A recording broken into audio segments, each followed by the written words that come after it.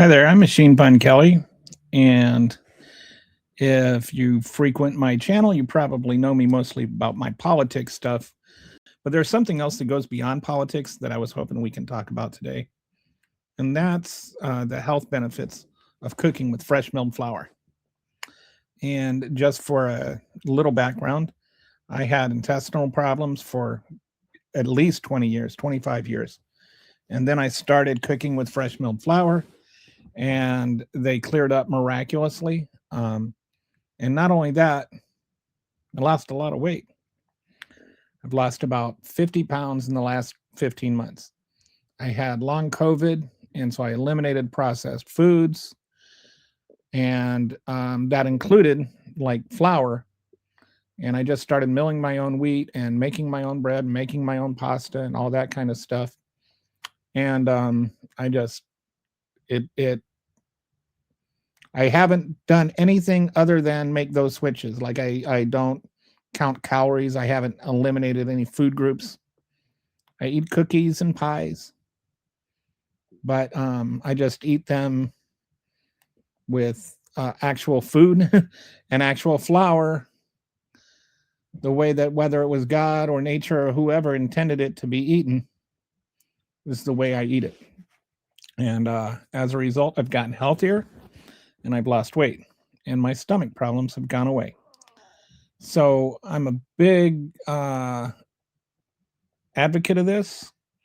And I'd just like to encourage you, if you're not already doing the fresh milled flour thing, or if you're considering it, or just are interested in learning about it, to try it out.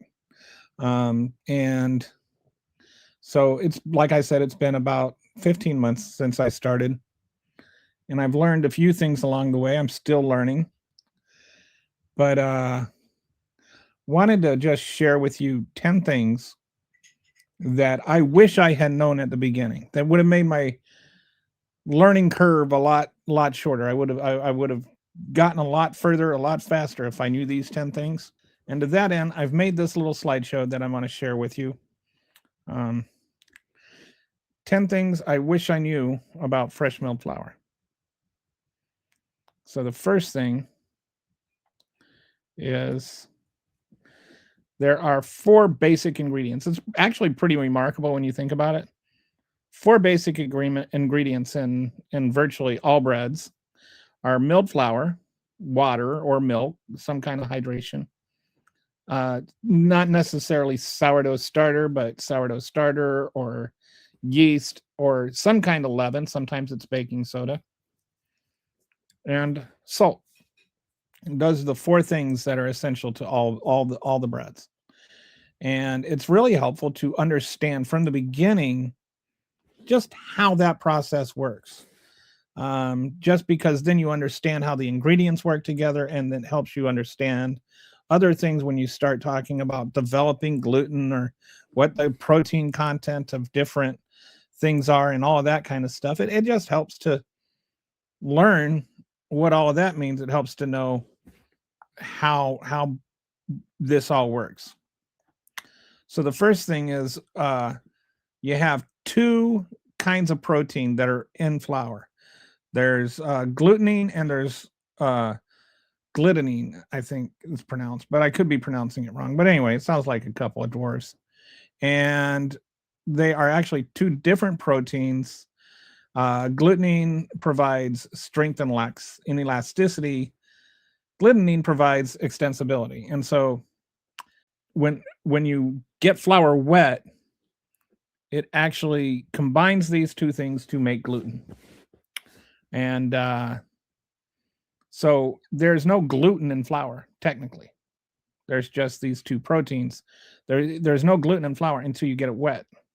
So sometimes you'll see things like where you want to add the liquid at the end of the recipe, and that's because you don't want gluten development until, and they'll say, barely stirred at all. And, the reason is you're not trying to develop the gluten, and the gluten doesn't come there until it's wet. And so if you add the wet ingredients at the end, then you're not developing a lot of gluten. Other times you'll want to add it earlier on, and it's really important that you develop the gluten. Like if you're making a bread, for instance. But if you're making Like muffins or something you want fluffy, you don't want a lot of gluten. So then you'll add the water in at the end, or the milk or whatever. So anyway, you add the water, you make the gluten. Then you add the yeast. And the yeast eats all the little sugars in the wheat, and then it passes gas, so to speak, and it releases this CO2 from the little yeast digestion stuff. It releases this CO2, and then the gluten that you've already developed is like a little balloon, and it starts to fill up with this CO2. And when that fills up, that's what gives dough its rise. It's just the CO2 trapped inside the dough. And so that's why you need gluten development. That's why you need yeast. So it's helpful to know that, just in terms of everything else that goes on with baking bread. Once you have that understanding, it makes a lot of things a lot more simple. So the next thing is, let's say you've done a lot of baking in the past. It's helpful to know the differences between fresh milled flour and store-bought flour. I did not bake a lot in the past, so I didn't have to learn how to adjust. I just learned how to bake with fresh milled flour. But if you've done a lot of baking, there's some things that you have to adjust to. One is, fresh milled flour takes a lot longer to absorb water, and it tends to absorb more water. So if you're just using a regular recipe that you got from your Aunt Dottie or whatever, and it's like your lifelong, pancake recipe, it's not going to transfer directly to fresh made flour, because your fresh milled flour is going to absorb more water, and it's going to take longer to absorb. So one thing you want to do is, you always want to autolyze your fresh milled flour. That means when you just let it soak in the water, soak for 30 minutes to 60 minutes. The bran takes longer to absorb water, and that just gives the bran time to do that. The next thing you need to know is, kneading it might not be the same as what you're used to. And the whole conventional window test, where you stretch it and you try to see through it. Sometimes you'll be able to get a good window pane, but a lot of times you might not get a good window pane. That's because the sharpness in the bran can affect the gluten, so that you're not getting the same kind of elasticity that you would get with finished flour. Now, one thing you can do is mill out the bran, but then that takes out kind of a lot of the health benefits of it. Another thing you can do is just don't worry about it. If it's stretchy enough and it's elastic enough, you don't need to get the window pane to have a really, really good loaf of bread. So just don't worry about it. Same thing, it might feel sticky a lot more than you're used to. That's just the bread is the flour is just taking longer to absorb the water than you're used to. So just don't worry about it. Just keep kneading it, and eventually that stickiness will go away. If you get to 20 minutes of kneading and it's still done, just stop kneading. You don't want to over knead your dough. It'll take care of itself. But you don't have to be as paranoid as you might think.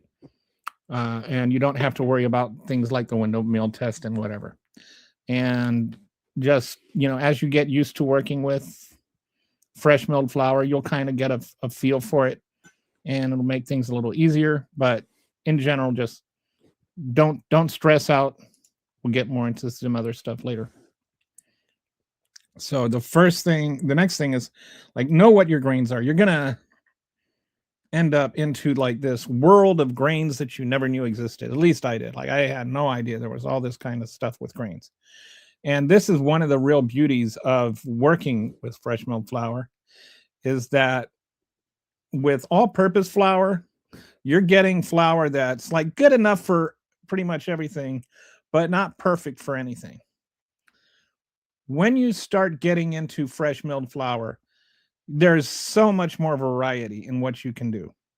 But there's 3 classifications of grain, and 4 depending on how you want to look at it. But in terms of just like for baking, there's 3 categories that I'm thinking of. There's hard, soft, and then there's like your pasta flours.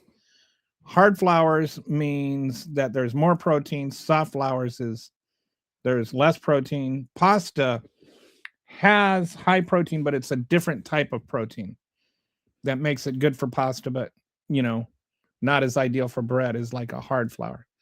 Uh, and just in terms of knowing which is which, high protein content you'll use with yeast recipes, and low protein content you'll tend to use with baking soda. Uh, your shortbreads and stuff like that, you'll use soft white wheat for. Um, you can use barley for or whatever. For your breads, you're going to want to use hard red, hard white.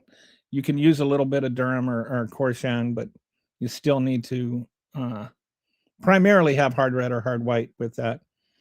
And you can tell which one it is by it'll list the protein content on the packaging, but usually it'll usually say hard or soft also. Now, hard red wheat is about 12 to 15% protein. Hard white is 12 to 14%. Spelt is another good hard grain. It's then you've got your kamut and your einkorn and your durum. Kamut and einkorn are what we call ancient grains. Durum is primarily what you use for pasta. That most of your store-bought pasta comes from durum, and it'll say semolina on the packaging. Like when you mill it, it becomes semolina. I don't know why it's called durum when it's a berry, but it's semolina when it's a flour. But most of the store-bought pasta you get is from durum. Those are all in that 12 to 15% range. They have slightly different flavor profiles, and like if you want a really full flavored, really hearty tasting bread, then hard red is really good. But if you want like your traditional sandwich style, then hard white is really good. If I were to my advice to you is, if you're just getting going, just get hard white. You don't need to worry about adding the other stuff in later. Worry about your blends and your fanciness later. Just get some hard white. If you second one, maybe get some hard red in terms of your hard grains. Hard white is going to be the one that most closely resembles sandwich bread, the kind that you and your family are used to. Then you've got for pastries and quick breads, you can get soft red wheat, which is actually kind of harder to find. You've got your soft white wheat, you've got your rye and your barley, and those are great for things like croissants and shortbreads and biscuits and all of that kind of stuff. The primary one that most people are going to use, you're going to see most of your recipes, is for soft white. So if you were to get 2 grains, I would get a hard white and a soft white, and then build up from there. Soft red can be harder to find, but another thing you can do is you'll see red, you'll see winter wheat and spring wheat sometimes, like hard red spring wheat and hard red winter wheat. And spring wheat is what you get when you buy, the most hard red wheat berries are going to be spring wheat. So if you get winter wheat actually has a little bit lower gluten content, and so you can use that as like an alternative to soft red wheat. It's still hard red, but it's just sown in the winter and harvested in the spring. whereas spring wheat is harvested or sown in the spring, harvested in the winter. So wrap your head around that. But yeah, just start with soft white and then develop from there. You can make your waffles and your muffins and your pancakes and all that stuff with that. Okay. I have not done anything with gluten-free breads, but in case you want to, here is a list of your gluten-free grains that you can use. And we'll talk about where you can get recipes and all of that stuff. And by the way, I'm going to have a link to this slideshow in the descriptions or the comments, depending on where you're watching this, so that you can have access to all of this. But, these are all different kinds of flour that you can get. This is something I want to explore, but I haven't gotten into yet. So the next thing, now that you kind of have an idea of what the grains are, next thing I want to talk about is just where do you learn how to do all this stuff? This is one thing that I find really, really helpful is it's called the internet. But there's so much stuff on the internet. There's like a couple of the ladies that I've learned a lot from are Grains in Small Places. And what's the other one? Grits and Grain. And then there's another one, the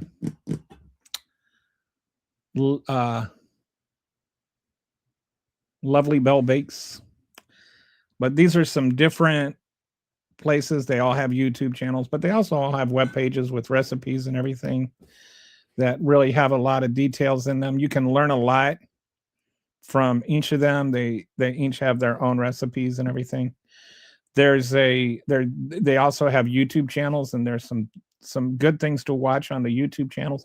I advise you to watch as much as you can on the YouTube channels, especially when you're first starting off, because you can't really touch the dough, but you can visually see the dough and get an idea of what it's supposed to look like at various stages, and that'll help you with your learning curve. There's Facebook pages, like one I belong to that's FMF. I'll have a link to all of these things, but it's like a big support group with all kinds of people that are baking with fresh milled flour, some that are brand new, some that have been doing it a long time. And like you can just post, like people will do this all the time. They'll have a bread that doesn't look great and they'll say, oh, what did I do wrong? And then people with more experience will come in and give them advice. It's really helpful. Strongly encourage you, if you're on Facebook, to join that group. Then there's also not an immediate thing that you might think would be a good source for things, but AI. And the reason I like AI is sometimes you just want to convert a recipe from measurements, like volume measurements, to weight measurements. And we'll get into, I'll explain in a minute why you want to go with weight measurements. But like, just sometimes you just, it's all you've got is volume measurements and you want the weight measurements. So you can just post a link to the web page that has that recipe on it. Ask it, can you convert this to weight for me? And it will do that. Or you can say, like, sometimes maybe you'll just, once you've got a little experience, say, this was really good, but I want to add buttermilk powder to it. So you can just post the link and say, what do I need to do to add buttermilk powder to this? Buttermilk powder is something I love to use because it gives a lot of flavor and it helps preserve the loaf longer. So I'll add buttermilk powder to a lot of things, but we'll go into that later. But the next thing is, like, once you find a recipe, I advise start off with a sandwich, just a basic sandwich bread, and just follow it verbatim the very first time. Don't worry about what it looks like. Don't worry about whether or not you think it's supposed to look like that. Do exactly what it says, and see what turns out. It might not be perfect, but it'll be edible. And it'll come out pretty decent. Then the second time, like, you'll find out, it needed a little bit more water, and so you'll hydrate it a little bit more, or maybe you just wanted more salt in there. You like yours a little saltier. You tweak it the second time, but the first time do it exactly the same. And one thing you'll see a lot about is hydration. And hydration is a ratio of the water to the grain. And so, like, if you have 70% hydration, it means that it's more water, and if you have like 50% hydration, it means it's less water. And that percentage is really key to how your bread is going to turn out. And so you don't want to mess with that until you kind of know what you're doing. And more hydration usually ends up meaning more open crumb. So, like, if you want an open crumb, you'd add more water. If you want less crumb, like a tighter crumb, like a sandwich bread, then you would want less water. But all of that will already be figured out by people who have tried this over and over again and really know what they're doing. I would just say again, don't use Aunt Dottie's recipe, because it's the hydration level is going to be off unless it's a recipe for fresh milled flour. So just like try the first bread, try the second loaf, maybe try a third or a fourth. Once you get that right, move on to the next recipe. Then, as you know, you'll just grow your arsenal. I would stay away from sourdough at first. In a lot of ways, sourdough is actually easier, but just perfect one thing before you start going on to the other one. The other thing is there's no such thing as failure. There's no bad fresh baked bread. There's just fancy croutons and breadcrumbs. Worst comes to worst, you just throw it in the oven on, like the lowest possible setting, and dehydrate your bread as much as possible. And you got croutons, you got breadcrumbs, you got panko, or if it's like just not pretty, you can always still eat it, or like do things like sometimes if I have one that's it's not baked perfectly, but it's still edible, it makes for great French toast. So just, you can still use it, you can still eat it, feed it to the family instead of worrying about guests. It doesn't have to look beautiful. Just don't worry about failure. It's just it's a skill, and it's a fun skill to learn, and it's always going to taste good. In fact, like I made some sourdough bread that did not turn out very well in terms of it was a little hard. And so I just carved that up, threw it in the food dehydrator, saved the crumbs, and then I made my Thanksgiving stuffing out of it. And it was by far the best stuffing I've ever had. Then, like once you've got a basic bread down, be adventurous, be creative, spread your wings and fly. There's all kinds of stuff you can do. Don't get stuck. For a long time, I was just stuck in bread mode until I started thinking, there's all kinds of stuff you can do with wheat, right? So I've made muffins. I've made cinnamon bread, and cinnamon rolls are a popular thing. Cinnamon rolls are really good with fresh made flour. Cookies. And, like you've got your standard, your chocolate chip, something that people don't make a lot of fresh cookies with that are actually amazing if you've never tried it. Homemade vanilla wafers. And then along with your homemade vanilla wafers, you can also use your fresh vanilla flour. Along with your homemade cookies, your homemade vanilla wafer. Along with your homemade vanilla wafers, you can make homemade pudding with fresh milled flour, and pudding is really something. Cream of wheat is amazing. Just put it on a coarse setting, your mill on the coarsest setting, and I make mine with milk. Some people make it with water, but just a different world of cream of wheat. Soup, cream of chicken soup. If you've never, like I used to, like I love cream of chicken soup, but that was one of the hardest things to give up until I said, hey, I can make cream of chicken soup. So I make my own bone broth and I can my bone broth, and then I just mill up some soft white wheat and make a little roux with some butter, and then I just add my bone broth to it. Wait until it thickens up a little bit, and then I add in a little bit of milk and or cream if I have some cream. And I make my own cream of chicken soup.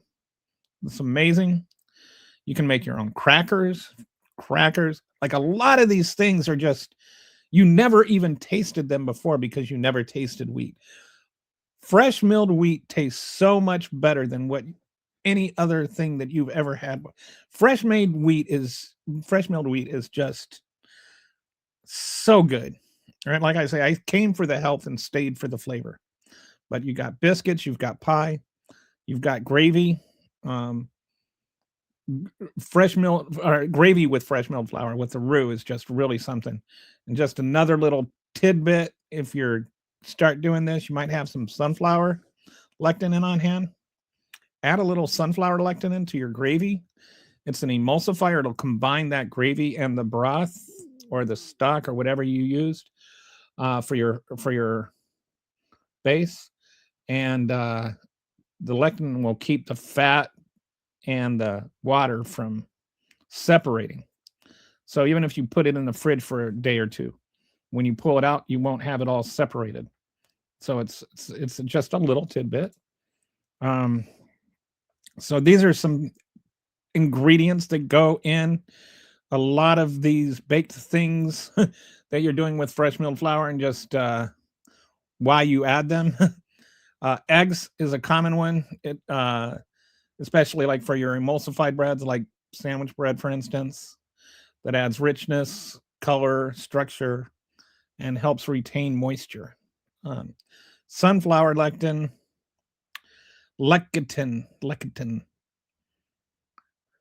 never can say that right. Lecithin. Sunflower lecithin is dough conditioning and it extends the shelf life. That'll be something else that you want to deal with. That is you'll find your bread does not last as long because you don't have all those preservatives in it. So that's the good side is you don't have all the preservatives. The bad side is it doesn't last as long, but you'll find it won't last anyway. One time I made a 2-pound loaf of bread, and I was like 2.5 days later, I was making bread again. My wife's like, "Didn't you just make a 2-pound loaf of bread?" I said, "Yeah." And she's like, "How do you eat a 2-pound loaf of bread in 2 days?" And I said, "One slice at a time," because it's that good. You will find yourself just wanting a slice of bread. A slice of bread can be a meal for you, honestly. Diastatic malt powder. Diastatic malt powder is made from barley, and without going into a lot of detail, it's like a yeast superfood. And if you remember, we were talking about how the yeast produces the CO2 from eating the sugar. Well, this means if you add diastatic malt powder, then that means there's more CO2 because the yeast gets its superfood. And it's like, sorry to be graphic, but like if you think of it like as the CO2 is like yeast farts, diastatic malt powder is like yeast beans. If you follow my analogy. So vitamin C or absorbic acid strengthens the gluten. So that's like the CO2, the diastatic malt powder gives you more CO2. The vitamin C makes the balloon stretch more.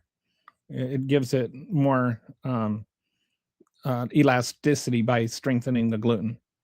Buttermilk powder gives it a tang and tenderness and gold crust. It also helps with the it's kind of a preservative, and it adds just a really nice flavor to a lot of loaves.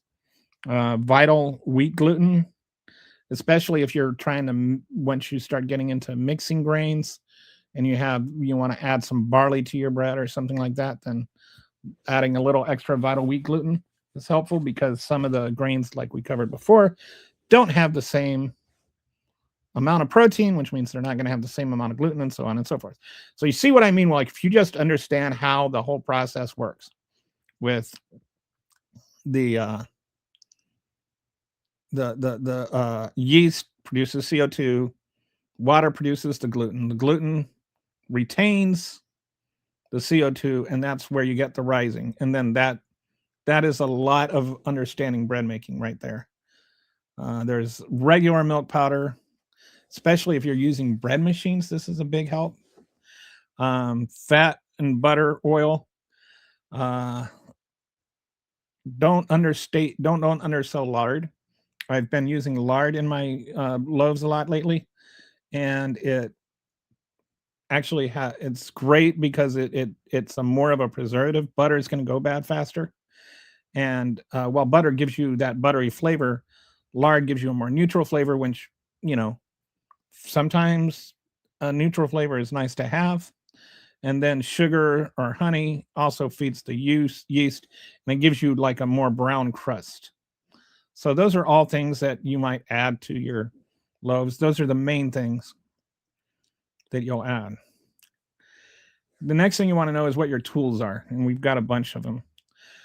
Kitchen scale. I had mentioned earlier that you really want to weigh it, and the reason you want to use weights instead of measurements is the measurement weights are going to be a lot more precise, and this is the important part. If you weigh 350 grams of wheat berry and then mill it, it will still be 350 grams. But if you want 2 cups of flour, then you can measure 2 cups of wheat berry. Then when you mill it, it's actually going to be more like 3 cups of flour. So you have to worry about how much flour you're going to have left over, or, you know, trying to calculate how much wheat berry you have.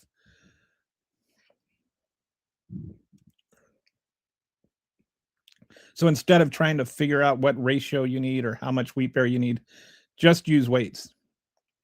And so always try to, you know, adapt your recipe to weights instead of volume, at least for the wheat berries.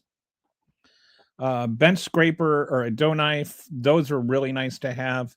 And I would also add a wooden cutting board is much better to have.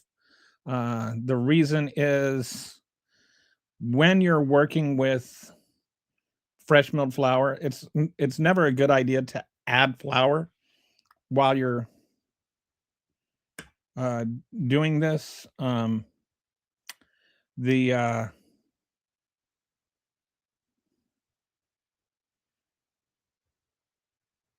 That ties back to the whole absorbency thing. Then get a good rolling pin. There's some different types of rolling pins. There's little ones that are like for pastries and stuff. Those are nice to have to give you like a little more control. There's also ones that have discs that are like a 1/4 inch or 1/3 of an inch to tell you exactly how deep your dough is when you roll it out.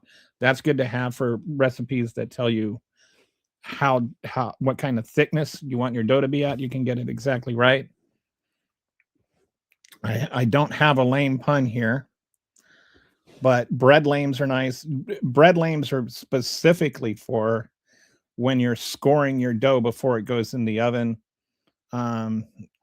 This will be particularly true when you're doing sourdough. And then there's our proofing baskets, which the proofing baskets are important if you're doing sourdough, especially or if you're using bread you're not baking in a bread pan. And the reason for that is you want it to rise in something that's you want it to rise similar to the shape that it's going to be baked in. So this kind of helps shape the dough as it's proofing. Dutch oven is what you want to bake your sourdough in. If you want your traditional sourdough kind of shape with the round shape. Uh, Baking stone, steel, uh, and loaf pans, I would say, like, so baking stone, steel, that you'll want for pizzas and cookies and stuff like that.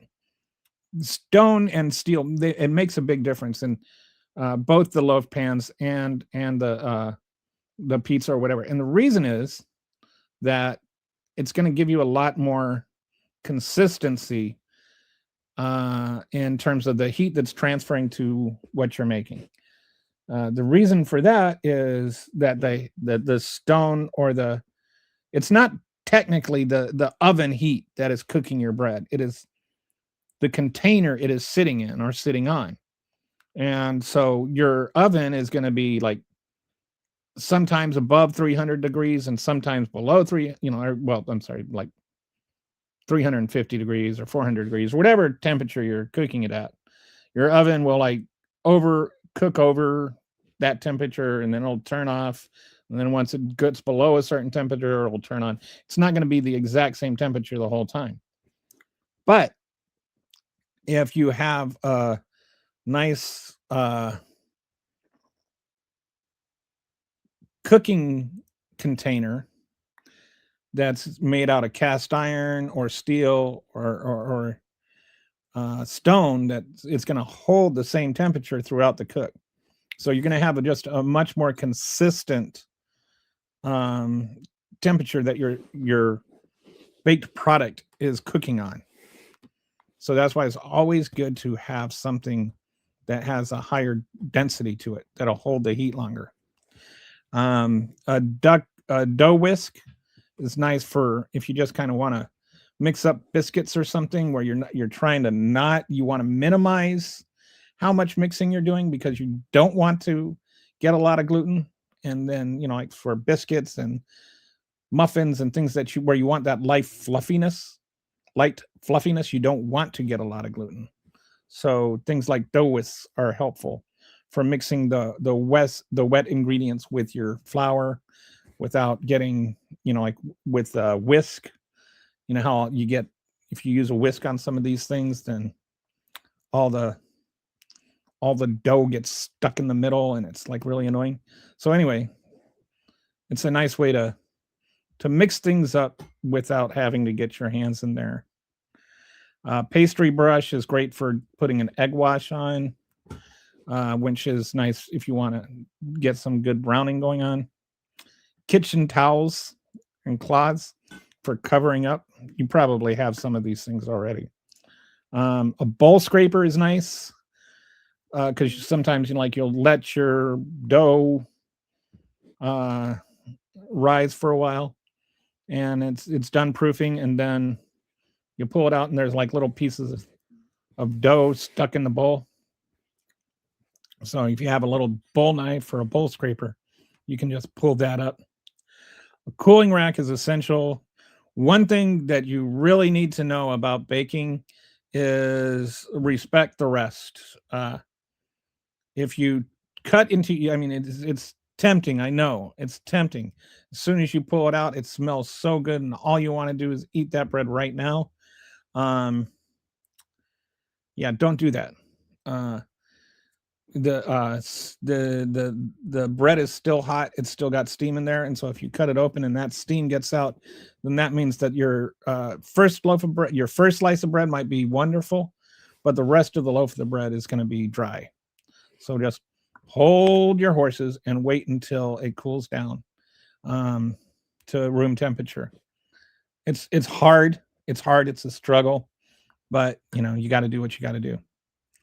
Then there's parchment paper. Definitely want to have some of that to put, your cookies. A lot of, like your it's a non-stick thing, and without having to use a non-stick pan. Instant read thermometer. You're going to want, depending on your bread, what kind it is, it's going to usually be around 190 to 205 degrees, especially when you're getting used to it. This was something I really struggled with, is like knowing when your bread is done, I ended up realizing and learning that the best way to do that is go by temperature, just like with meat. And kitchen scissors are always nice to have uh, around for like various reasons. You'll end up being surprised how much you can use those while you're baking. Then, in terms of your appliances, there's your KitchenAid. And I did some stuff with my KitchenAid. I did not mill my grain, but I did mix my bread with the KitchenAid for a long time. And if you're just want to see how it's going, if you want to see if this is something you're going to stick with, you can get by, without spending a lot of money, just buying KitchenAid attachments, and it's a nice gateway into things. However, for a couple of different reasons. One, your KitchenAid is not built to do this kind of work. There's a lot of people, like on that Facebook page I was telling you about that has fresh milk flour. A lot of people have burnt out their KitchenAid. One is, like to use it as a grain grinder and then, or as a mill, and then mix their bread dough with it, is already putting it to double duty. But also, fresh milled flour is more dense, and it needs to work harder than traditional flour. So you might have been using it for years to bake your fresh milled flour with, or your traditional flour with. It's going to work harder with fresh milled flour, and you don't want to burn out your motor, because you don't want to end up having to get a new KitchenAid. So I have a grain mill, and I don't have a Bosch Universal, but I do have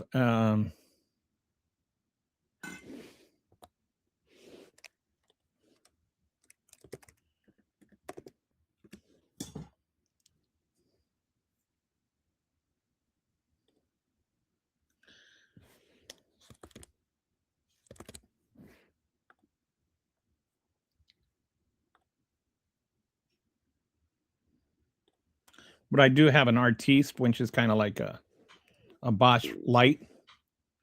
For my grain mill, I have a Nutrimill Classic, and I am an affiliate for Nutrimill, and so I would get paid a commission if you bought one there, and I'll put some links to those.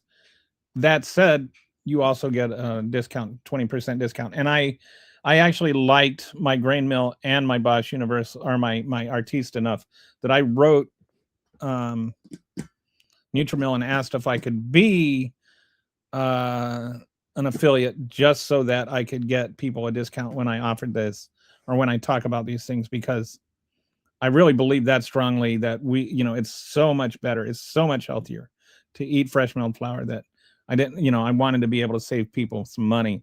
And that's also why I'm, talking about the KitchenAid attachments as a cheaper alternative. And there's other types of grain mills and mixers that people have. There's, in the FMF Facebook page that I'm on, there's like all kinds of conversations always going on about what kind people prefer. So just, get whatever you want. I'll just say grain mills. There's kind of a stone mill versus like the high-speed mills, like the classic stone mill. Some people will say that there's a better flavor profile from the stone mills, but the high-speed ones work just great. It's not that big of a difference, and the advantage to the high-speed ones is obviously speed. It takes a lot less time. I like my Nutrimill Classic because it also, in addition to being able to choose your own grain, you can also choose your own, or how fine you want your flour. And while all grain mills will give you a variety, Nutrimill Classic seems like it has the most. Goes from like fine, almost like double zero, what they call when for like pasta and pastries, to coarse enough to use for um like cream of wheat or whatever, like really coarser flours. um the other thing about the mixers is you want to get a base mixer, because it just whether it's a Bosch or an Artiste or one of the other brands that I can't recommend or anything, because the only one I've ever had is the Artiste. But the base mixers versus like a KitchenAid type thing is that it mills from the bottom, and it stretches and pulls, and instead of like pummels it like with the KitchenAid dough hook, it's kind of turning it around, and it's from the top, and it's kind of smashing the dough, and it does need it, but it in the process of doing that, it raises the temperature on the dough, which activates the yeast. Which, while you're kneading, you don't want it to activate the yeast until you're done with the kneading. Otherwise, you're just wasting all that CO2.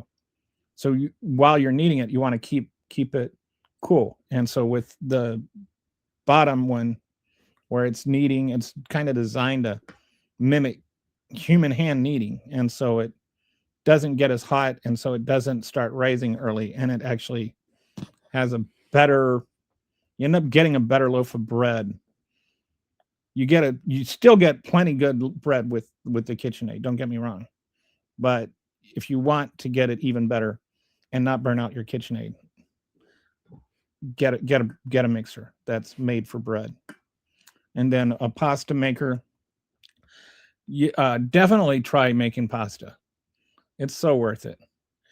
And I've got the KitchenAid attachment for that.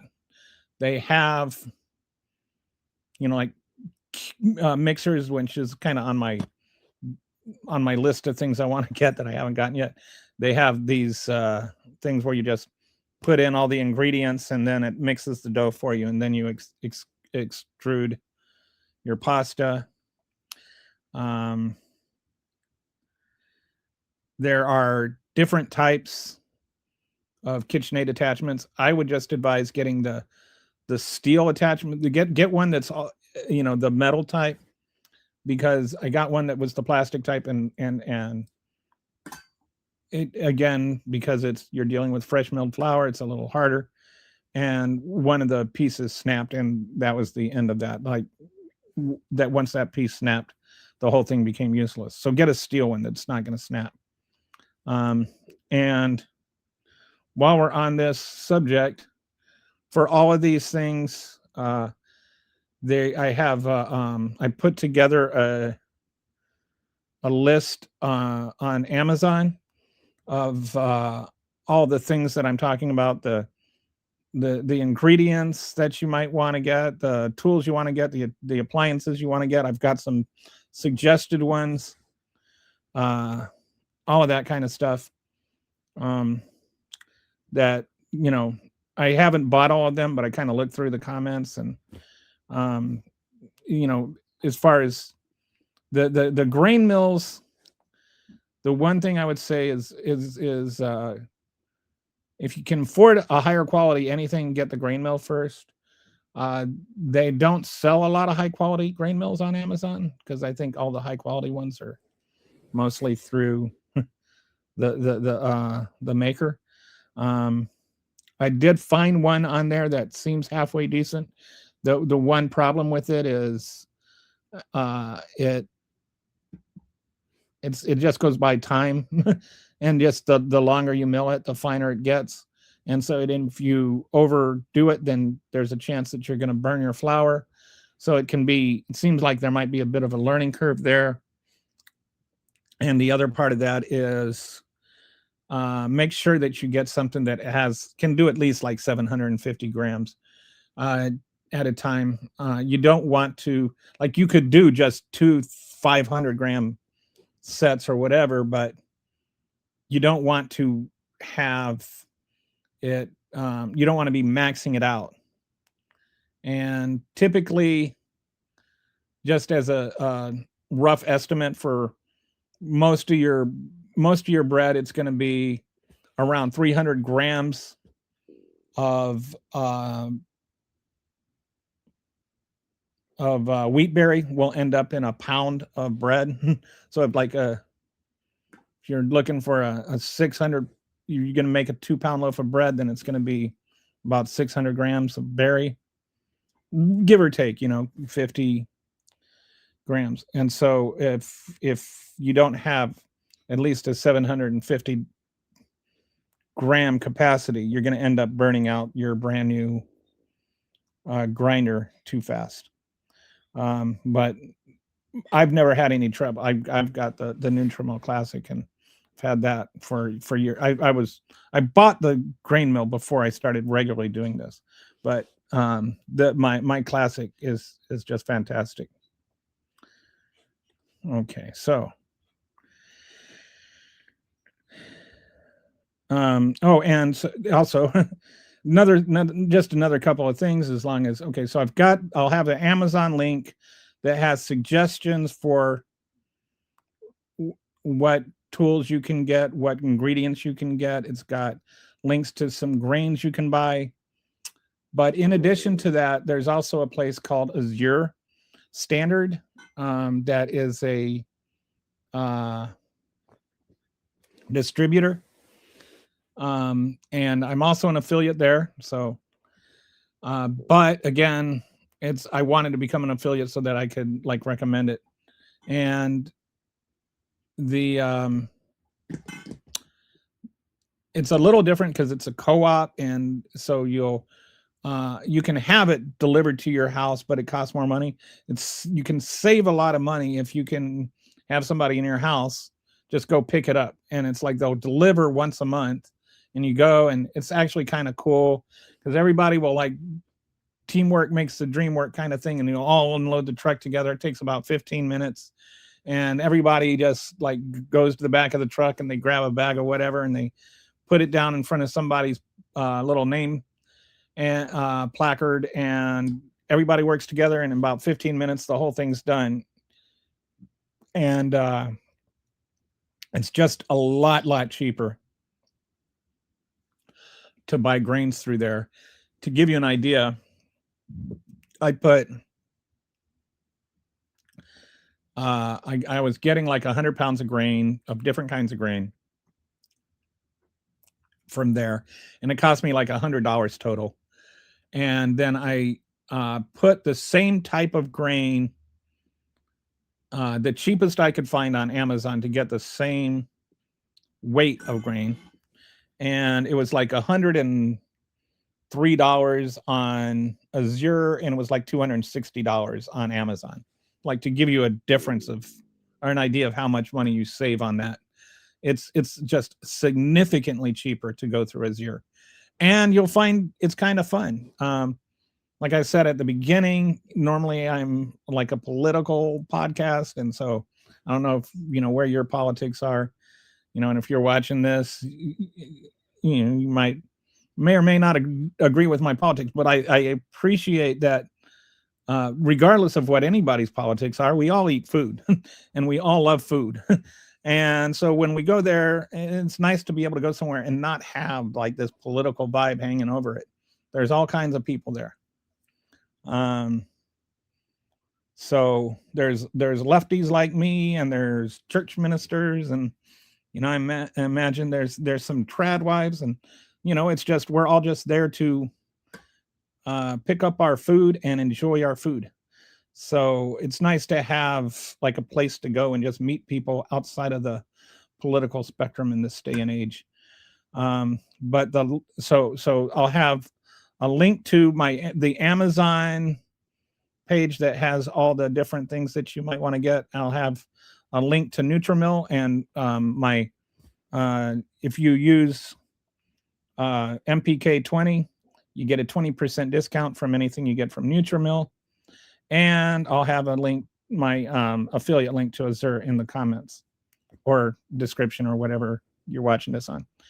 So the last thing All of that said, the most important thing you can think about with any of this stuff is have fun. I absolutely love doing this. Like I will think of things like I wanted to make some pizza the other day, and I started thinking about when I lived in San Vito 35 years ago in Italy. I was at San Vito Air Station, and they had a very particular kind of pizza crust that I've never been able to duplicate. And so I thought, wonder if I can figure this out. So I went, like I mentioned, AI is one of those little things that you wouldn't think of that can really help. And so I went to AI, talked to Claude. Claude is my AI. He's my buddy. And we talked about, what kind of wheat or what kind of pizza crust they use there and what they put in it. And Claude helped me develop this recipe for the pizza dough, and I thought about it for like 3 days, and then part of the whole thing is letting it ferment in the fridge for 2 days. The cold ferment is really important to let that flavor develop. And then I had the pizza yesterday. It was so good. It was like one bite, and I was back 35 years. But I anticipated that making that pizza for days. I anticipated that bite for days. And so, just enjoy the process from the planning to actually the kneading the dough, or if you're, do some with your hands, or, like don't dread the process. Just enjoy the process. Have the TV on, or have, like your, I think most people have like a kitchen display type thing of like a Google or an Echo or whatever. And so, just have one of those on, watch the news, watch Netflix, whatever, and just enjoy the actual process of cooking. I think this is one of the things we really need to we've maybe lost sight of, is just being able to enjoy the simple things, and just enjoy making your food, and then the most important part, enjoy eating it. You'll find you'll just find it's wonderful. I've even started I'll make a loaf of bread for my neighbors, and just so that somebody else can enjoy the result too. My wife is on keto, so I tend to be the only one that eats most of the bread. Although I have caught her sneaking a slice now and then. But that's it. That's 10 things that I wish I knew before I started making fresh milled flour. So if you watched any of this or all of this or whatever, don't forget to hit like and subscribe. And if you want to, get any of the stuff that I talked about, the links are provided. Thanks.